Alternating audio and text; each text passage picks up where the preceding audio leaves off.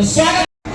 आपके बीच जब राहुल गांधी जी के संदेश के बारे में बात करता हूं तो सीधे तौर पर सामाजिक न्याय में हम लोग विश्वास रखने वाले हमारे नेता सामाजिक न्याय की बात करने वाले उस समाज की बात करते हैं जो समाज के सबसे पिछड़ी पंक्ति में रहने वाले लोग हैं। अभी सामाजिक तौर से, आर्थिक तौर से और राजनीतिक तौर से राहुल गांधी जी ने आपको दिल्ली में हाल में ही ओबीसी के लिए एक सम्मेलन ऑल इंडिया में कराया और उस सम्मेलन में बहुत सारी बातें कही, लेकिन आपके बाद मैं स्पष्ट कर दूं कि सामाजिक न्याय के मतलब होता है पिछड़ा, अति पिछड़ा, दलित और अंतिम पंक्ति में इनकी हिस्सेदारी देने की बात करते हैं। आप जानते हैं कि राजनीतिक तौर से आपकी हिस्सेदारी अब तक जो उचित हिस्सेदारी खास करके अति पिछड़ों को और पिछड़ों को नहीं मिली है। और जब राहुल गांधी जातीय जनगणना की बात करते हैं और जब जातीय जनगणना की बात होती है तो उसमें जिसकी जितनी हिस्सेदारी उसकी उतनी भागीदारी की बात करते हैं। भागीदारी देने के मतलब ये जातीय जनगणना जब होगी तो ये पता चलेगा कि पिछड़ों की आबादी कितना है, दलितों की आबादी कितना है, अति पिछड़ों की आबादी कितना है और उसके अनुसार हम उनको राजनीति में भी हिस्सेदारी और आर्थिक रूप से भी हिस्सेदारी देने की बात करते हैं। आप जानते हैं कि सामाजिक न्याय में राहुल गांधी एक राष्ट्रीय परिप्रेक्ष्य में आपकी लड़ाई लड़ रहे हैं, लेकिन उस लड़ाई में ये सबसे बड़ी आपके सामने चुनौती है कि जिस तरह से भाजपा ने, एनडीए ने पिछड़ों, अति पिछड़ों और दलितों के संविधान का हनन करने का काम किया है, वो आने वाला समय में आपका संविधान के यदि अधिकार जाएगा तो आपके पास कुछ नहीं बचेगा। इसलिए आप देखे होंगे कि गहन वोटर पुनरीक्षण के नाम पर आपके अगल बगल आप अभी नहीं 1 से 2 दिन में और सप्ताह दिन के अंदर पता चलेगा कि जो आपके भाई हैं, आपके पड़ोसी हैं, आपके सामने वाला दोस्त है, मित्र हैं, उनकी नाम भी वोटर लिस्ट में कटने की प्रक्रिया शुरू हो गई है। और आज 1 अगस्त को जो इलेक्शन कमीशन के बुलेटिन जो जारी हुआ, उस बुलेटिन में 65,64,000 लोगों का नाम काटा गया। और आखिर ये समझना होगा कि वो 65,64,000 जिनकी नामें काटी गई, वहां यहाँ बैठे लोग पिछड़े, अति पिछड़े और दलित और खास करके जो एनेक्चर 1 और 2 के लोग हैं वो बाहर दिहाड़ी करते हैं और उनका भी नाम काट करके बाहर किया जाता है। मैं आपसे सवाल करना चाहता हूं कि EWES के भी लोगों को नाम काटा गया है और वो जब अपने नौकरी के लिए, अपने काम के लिए दूसरे शहर महाराष्ट्र, पंजाब, बंगाल में गए हैं और उनके भी अस्थायी तौर पर से गैर हाजिर दिखा करके इलेक्शन कमीशन ने आपकी वोटों को काट दिया, उसकी भी रक्षा कांग्रेस पार्टी कर रही थी। आप आने वाला समय में वोट के अधिकार पर आदरणीय राहुल गांधी जी आपके भी जिला में यात्रा करने आ रहे हैं, इसलिए कि आपकी वोट का चोट का अधिकार बीजेपी खत्म करना चाहती है। ये कभी भी भाजपा वाले आपको कहे थे कि 15 लाख आपके खाते में डालेंगे, प्रत्येक साल 2 करोड़ नौकरियां देंगे, प्रत्येक साल हम फैक्ट्रियां लगाएंगे, और आज यहाँ बिहार में गुंडा राज कायम है और गरीबों के हत्या, बलात्कार, लूट की घटना बढ़ी है।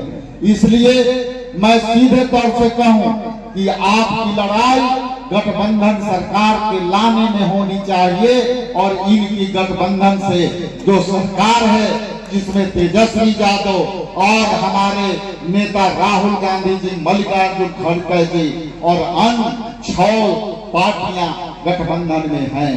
हम सामाजिक न्याय दिलाना चाहते हैं। आपको हम 2500 रुपया हर माई बहन मान योजना को आपके बीच देना चाहते हैं। हम आपके साथ जो है न्याय करना चाहते हैं। आपको हम 200 यूनिट बिजली बिल माफ करना चाहते हैं। आपको हम इन गठबंधन की सरकार बनेगी तो हम आपको पेंशन देना चाहते हैं। हम वृद्धा पेंशन से माताओं को जोड़ना चाहते हैं।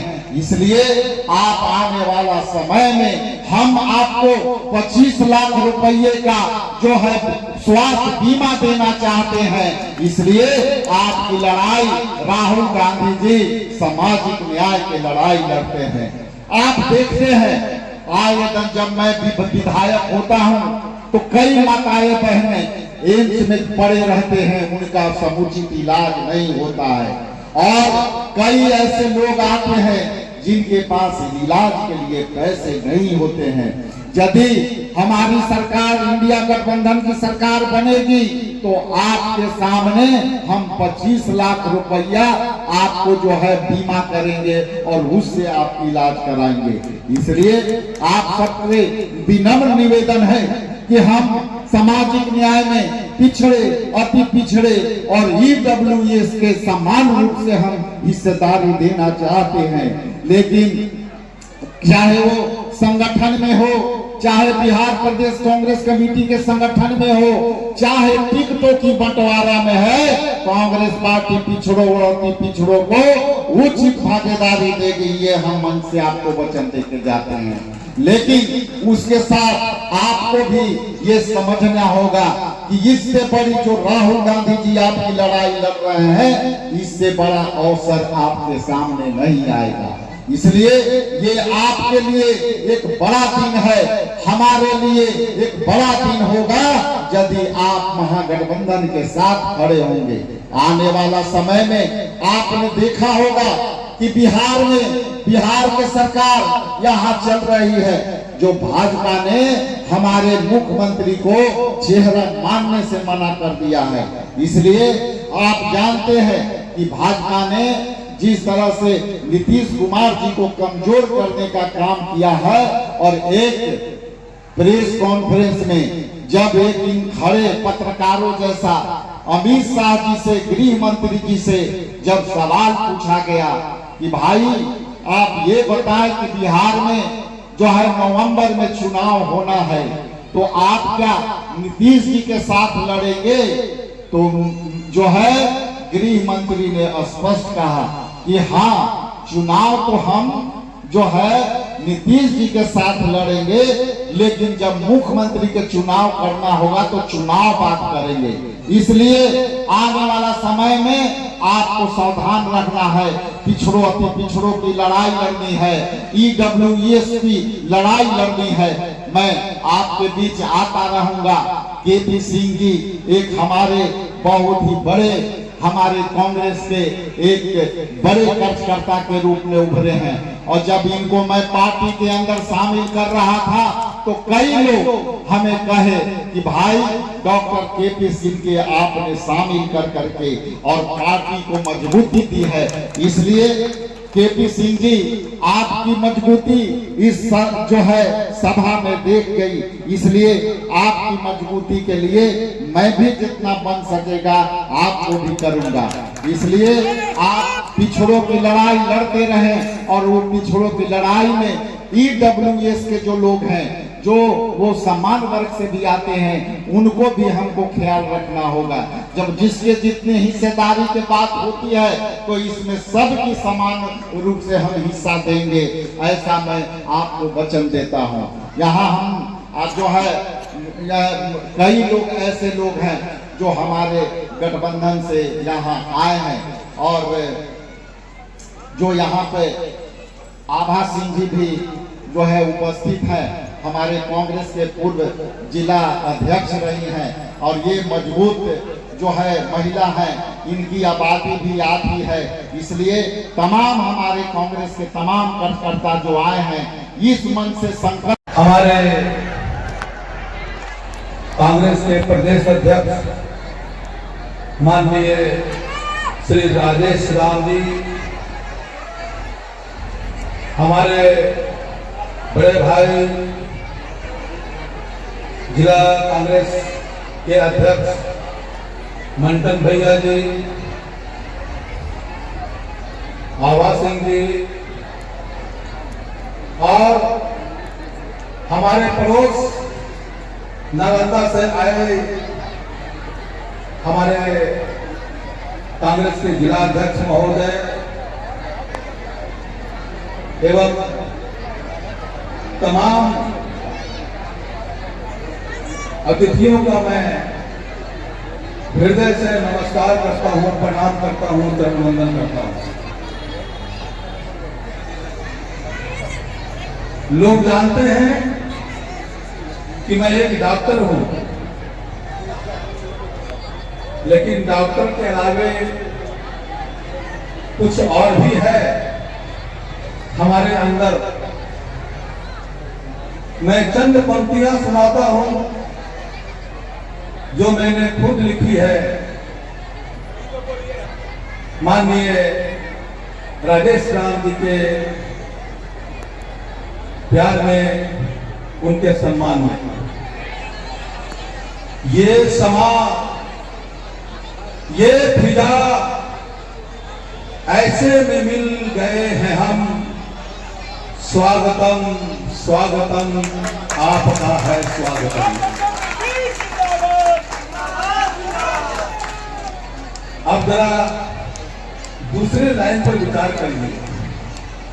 हमने न जाना ये कलियां झूमी किस बहार में, हमने न जाना ये कलियां झूमी किस बहार में, हमने न जाना ये हवा पगलाई किस प्यार में।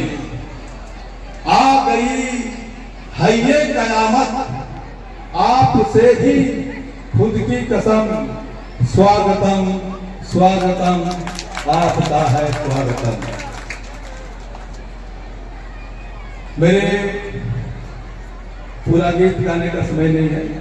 मेरे साथियों, माताओं और बहनों,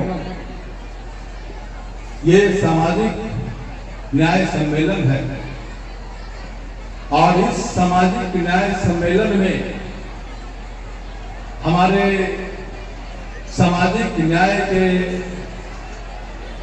जो गुरु हैं माननीय राहुल गांधी जी, और उन्हीं के पद चिन्हों पर चलने वाले हमारे प्रदेश अध्यक्ष श्री राजेश राम जी। एक बात मैं कहना चाहता हूं कि नेता तो बहुत बनते हैं, लेकिन नेता बनते हैं सिर्फ पावर और पैसा और अधिकार के लिए। मैं इनके बारे में भली भांति जानता हूं। ये बहुत ही साधारण जीवन जीने वाले व्यक्ति हैं, बहुत ही साधारण। जब पहली बार इनसे मिला तो मुझे लगा कि मैं संत रैदास की कुटिया में चला आया। ये मैं दिल से बोल रहा हूं, दिमाग से नहीं बोल रहा हूं। और जब जब इनसे मिला हमें लगा कि मैं अपने बड़े भाई से मिल रहा हूं। कहीं भी दूरी नहीं थी, एक आम कार्यकर्ता की और ये कितने बड़े पदधारक कांग्रेस अध्यक्ष की। तो ये विचार होता है और इस विचार का जितना भी नमन किया जाए वो कम है, क्योंकि ये सम्मानित करने के लिए हमको बुलाया गया था। तो अपने वचनों से जहां तक हो सका मैंने इनको किया। और विशेष गोविंदपुर जनता के लिए मुझे क्या करना है, उनका प्यार, उनका अधिकार, उनकी जीवन शैली, उनका रहने का तरीका, उनका कष्ट, उनका दर्द, ये सारी बातें मैं बाद में करूंगा जब सारे लोग अपनी बातें कह लेंगे। धन्यवाद।